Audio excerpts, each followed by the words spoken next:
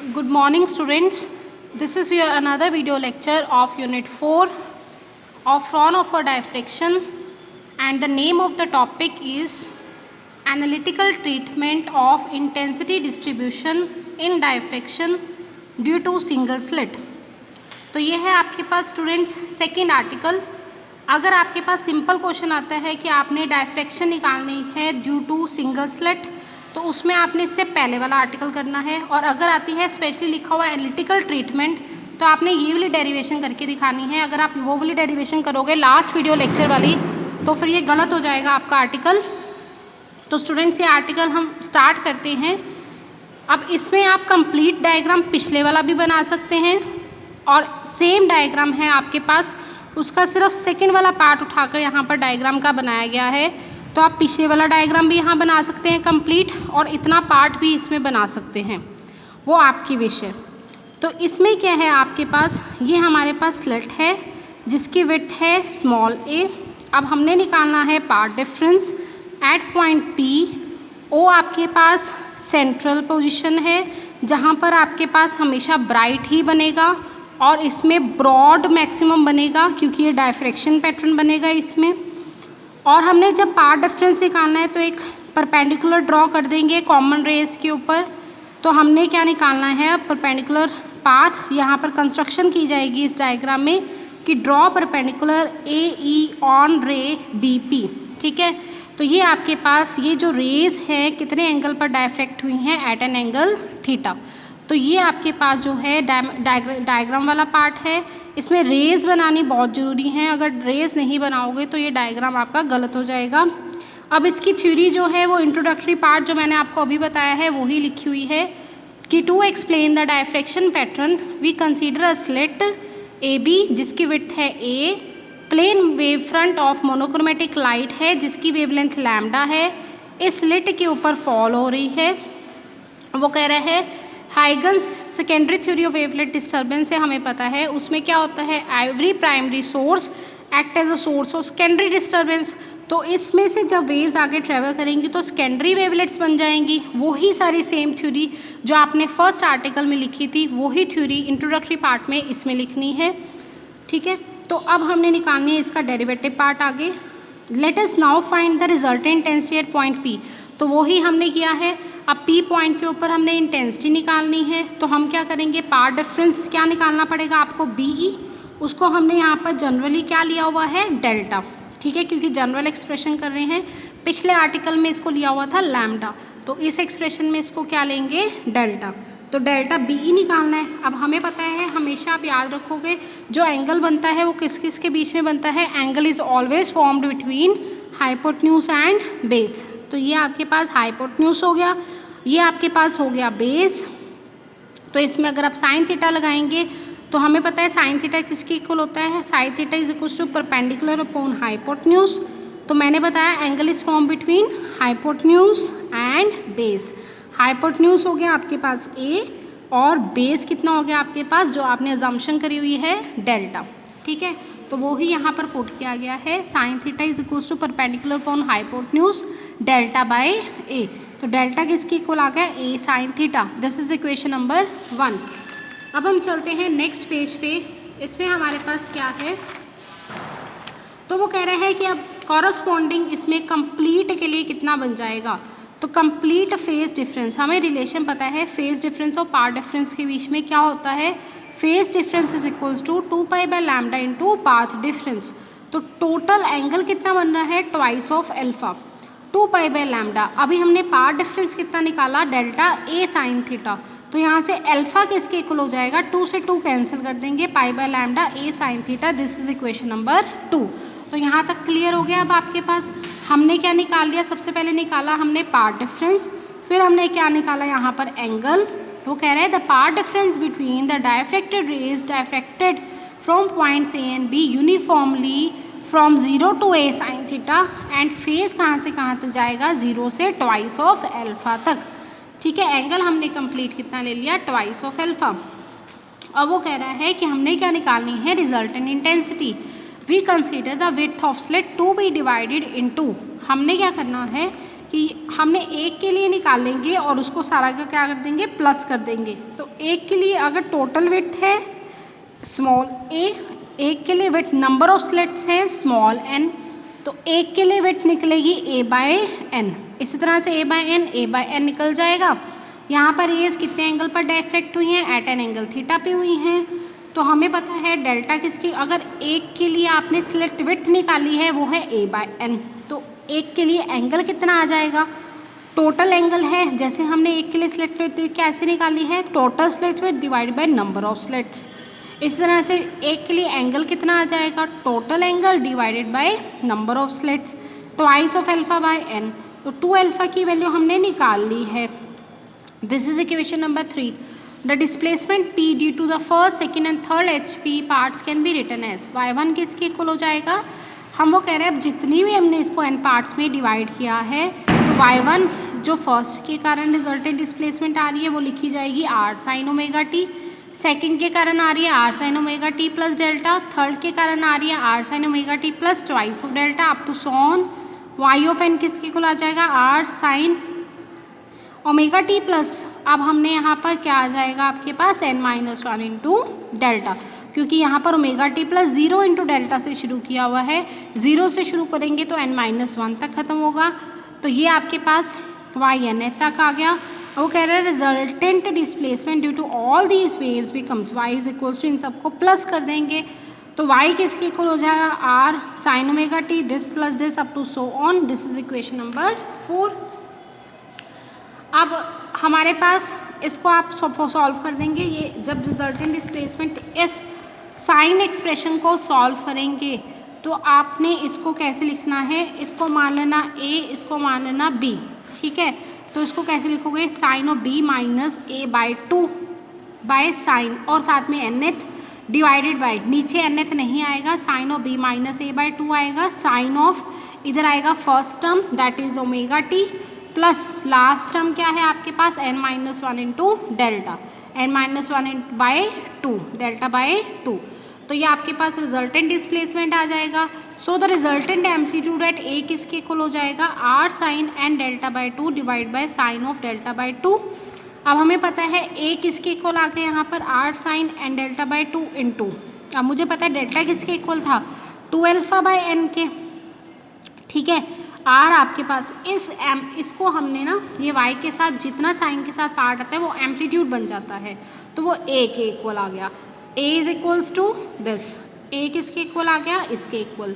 अब हमारे पास डेल्टा किसके इक्वल है, 2 अल्फा बाय एन के, तो यहाँ आपके पास डेल्टा किसके इक्वल आ जाएगा, 2 alpha by n. Now sine of alpha by n is very small, so we can write sine of alpha by n को अप्रॉक्सीमेटली इक्वल लिख देते हैं अल्फा बाय एन के। अब a किसके इक्वल हो जाएगा, a is equals to r sine alpha by n, तो एन आर ऊपर चला जाएगा, साइन अल्फा बाय अल्फा आ जाएगा, एन आर किसके इक्वल है, ए नॉट के, sine alpha by alpha. This is equation number 5। अब ए नॉट अनदर एम्पलीट्यूड जो आपने कंसीडर किया है वो एन आर के इक्वल है which is maximum amplitude. The resultant intensity at P is given by intensity at a point is directly proportional to square of the amplitude.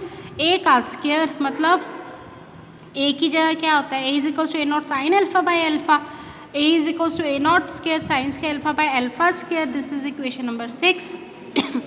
Thus the resultant intensity at a point is a function of alpha and hence theta. अब इसी में आपने क्या निकालना है, central maxima. वो कह रहे हैं the value of the resultant amplitude at O that is along direction q is equals to 0 that is alpha is equals to 0।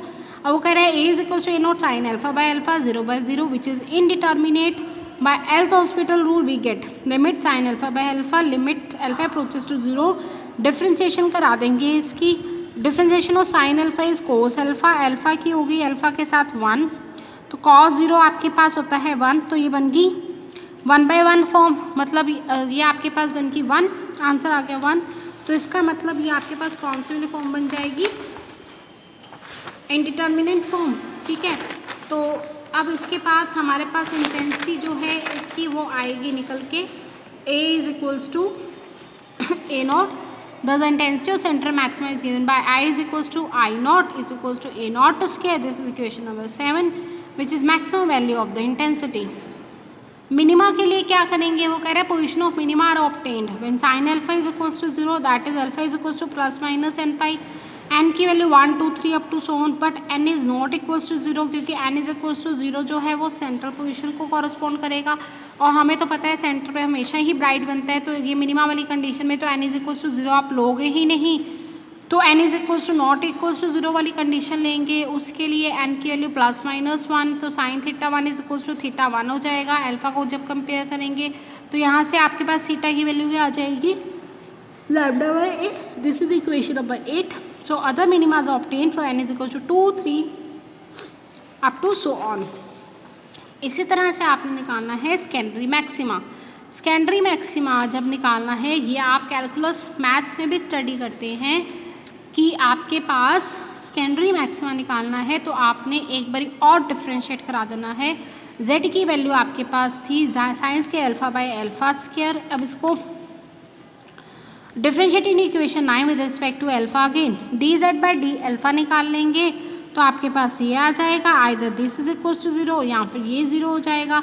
अगर इसको 0 रखेंगे ये 0 वाली कंडीशन तो मिनिमा देगी, इसलिए इसको नेग्लेक्ट करेंगे।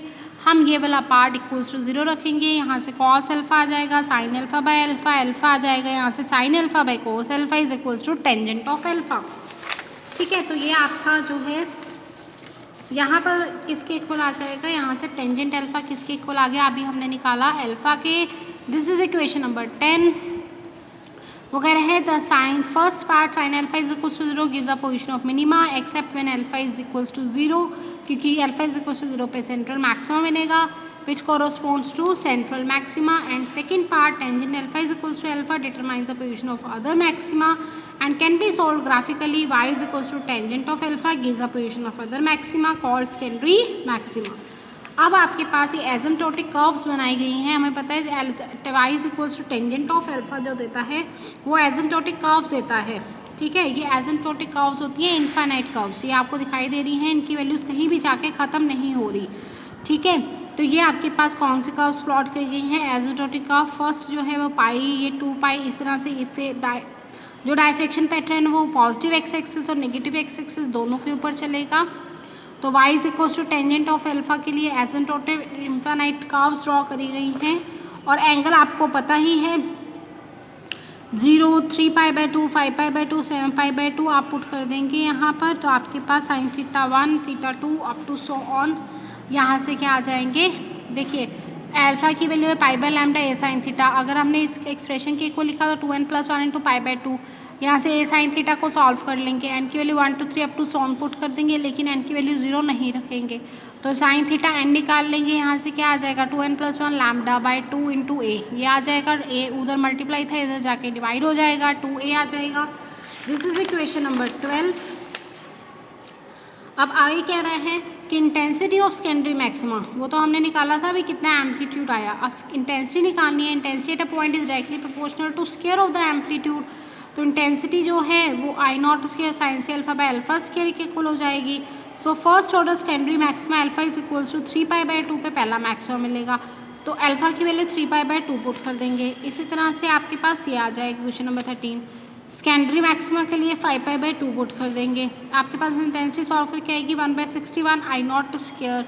14th इक्वेशन वो कह रहे हैं इनकी निकालनी है रेशोज़। तो रेशो निकालने के लिए I0 I1 I2 I3 1:1/22 1/161। बाकी कांस्टेंट टर्म्स तो हमारे पास रेशो में कैंसिल हो जाती हैं। तो इसकी रेशो हमें यहाँ से ये पता चल रही है कि जैसे जैसे सेंटर से दूर जाते जाएंगे वैसे वैसे इंटेंसिटी ऊपर भी और नीचे भी, यहाँ पॉजिटिव एक्स एक्सिस पे भी और नेगेटिव एक्स एक्सिस पे भी 3λ/2a 5λ/2a 3λ minus positive maximum बन रहा है, λ/a 2λ/a इस तरह से इधर और इधर आपके पास मिनिमा पे के ग्राफ हैं। ये इंटेंसिटी पहले ज़्यादा थी फिर कम हुई फिर नेक्स्ट स्टेप में और कम हो गई अलॉन्ग पॉजिटिव एक्स एक्सिस। इसी तरह से सेंटर पे मैक्सिमा ब्रॉड फ्लैट मैक्सिमा बनता है, फिर मैक्सिमम बढ़ गई थी फिर कम हो गई फिर और कम हो गई इंटेंसिटी। इसका मतलब जब आप ऊपर और नीचे दोनों तरफ जाएंगे तो इंटेंसिटी गोज ऑन डिक्रीजिंग। तो ये आपके पास यहाँ पर प्रूव भी होता है। ठीक है, तो ये आपके पास था सेकेंड आर्टिकल। इसके स्टूडेंट्स हर एक आर्टिकल अगर आप स्टार्टिंग के आर्टिकल्स कर लेते हैं तो आपको कोई भी आर्टिकल इसका जो है नेक्स्ट आर्टिकल्स में प्रॉब्लम नहीं आएगी, क्योंकि नेक्स्ट आर्टिकल इन्हीं आर्टिकल्स की तरह ही आगे प्रोसीड होंगे। सो स्टूडेंट्स, ये आपका आज का वीडियो लेक्चर था जिसमें हमने पढ़ा कि analytical treatment of intensity distribution diffraction due to single slit. तो मैंने आपको बताया आप ये वाला डायग्राम भी बना सकते हैं, और पिछली वाली वीडियो लेक्चर में अगर आपको कन्फ्यूजन है डायग्राम्स बनाने में तो आप देखिए, आपको यहाँ से देख के भी पता चल जाएगा। ये आप देख सकते हैं, मैं दोनों डायग्राम को सामने रखती हूँ। ये इसका इतना सा हिस्सा लिया हुआ है इस डायग्राम का, ये लास्ट वाला पार्ट उठाया हुआ है, और ये देखो ये कंप्लीट डायग्राम है, हमने बस इतना हिस्सा दिखाया हुआ है। ठीक है, तो गलत नहीं होगा, आप ये पूरा कंप्लीट डायग्राम भी बना सकते हैं। लेकिन ये ध्यान रखना कि एनालिटिकल ट्रीटमेंट पूछी गई है या सिंपल क्वेश्चन पूछा गया है। ठीक है, अगर एनालिटिकल ट्रीटमेंट पूछी गई है तो आप फिर ये वाला पूरा आर्टिकल जहाँ तक मैंने ग्राफ बनाया है वो पूरा करके दिखाओगे। तो और इससे पहले ये आपका था सेकेंड आर्टिकल। ठीक है स्टूडेंट्स, तो आई होप आपको समझ आ गया होगा। और इस ग्राफ में भी आप देख सकते हैं कि जैसे जैसे सेंटर से हम दूर जाते आ रहे हैं वैसे वैसे इसका एम्पलीट्यूड गोज़ ऑन डिक्रीजिंग, मतलब इंटेंसिटी जो है इसकी क्या होती जाएगी, जैसे जैसे सेंटर से दूर जाएंगे कम होती जाएगी। ठीक है students, so this was all about your today's videos lecture given by Navneet Kaur. Thank you students.